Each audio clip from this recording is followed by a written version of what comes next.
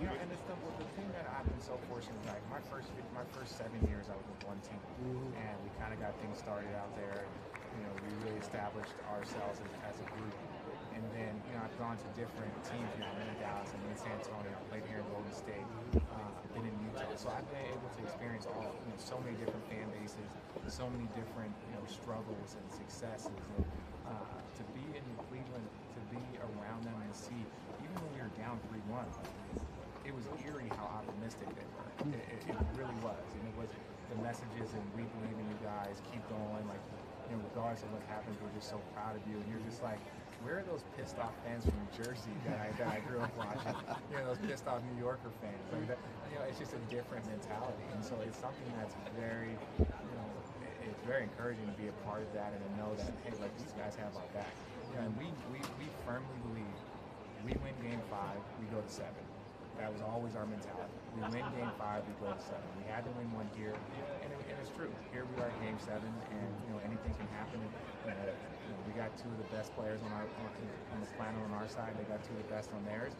We've got two great coaches, and we've got a lot of support players that can impact the game on a high level. Harrison Barnes,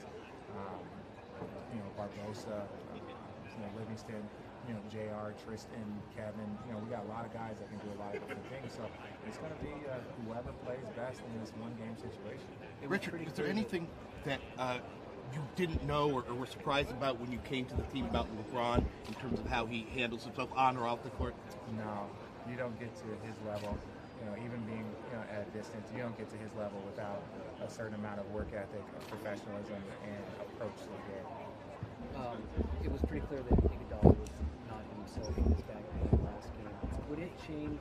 How much would it change the Cavs' offensive game plan or attacks if you come out tomorrow and you see it's not? None at all. We're not going to base it off one individual. Our attack was going to be the same whether Draymond was in the game or Bogut was in the game. If Andre's healthy, they have too many guys and too many high-level players. You've already seen the way Barbosa affected the game in game 1 and 2.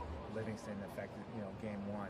So they got too many guys all of a sudden say, Andre's not feeling well, or it's you have to have a mindset and approach to attack a team, not necessarily one player.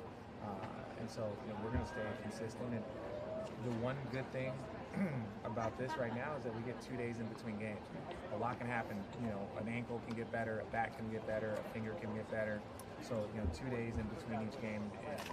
I've had some back issues before, and I'm expecting Andre to, whatever you got to do, however many, Advils you got to take, however much ice you have to do, whatever, it takes, ethical or unethical. I assume that people are going to be out there ready to go. How's little Kev preparing for the game? Little Kev's ready to go. You got to follow and see. Richard, you said we don't have anything to lose, but are you mindful of what it means to Cleveland? I'm mindful of what it means to Cleveland, but at the end of the day, we appreciate and we respect the support that we get from them. But we're still fighting for ourselves. We're still fighting for our teammates. The guy that you look to the left, you look to the right. The guys that have your back all night. When you're in this game 7 and you're in a hostile environment, you're not thinking about Cleveland. The only thing you're thinking about is your teammates and your brothers and the guys that are going to help you pull through this. So, when it's all said and done, we're able to get this thing finished off. I'm very aware of it. When you're in the moment, it's just about those 15 guys. Your smaller is plus 15 against their guys, and I think they're like a -1. Is there a reason why your group has been successful, and if so, how can you carry the game 7? Well, we're just going to try and keep it consistent. They have some high-level guys that they probably expect a little bit more from. I think with Draymond missing one of the games, with Bogut being out, even Andre being unhealthy, you look at it as a very similar situation to last year with the Cavs. They had some guys banged up. They had some guys playing minutes that they hadn't played all year. And half of this battle is just staying healthy throughout the fight. Will you talk to any of the younger players tonight, Richard, or will you kind of let them breathe about the moment? No, it's not. It's not the moment. It really isn't.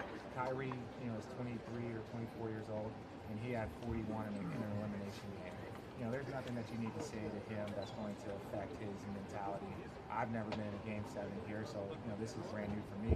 we're both playing our first game sevens in the NBA Finals. So, there's no veteran leadership. There's no anything. Yeah, over the course of the game, if you got to say something to somebody or someone has to say something to you, but for the most part, we're all kind of navigating this pretty blindly. How would you describe LeBron's response since you guys have your backs against the wall? What is the expectation?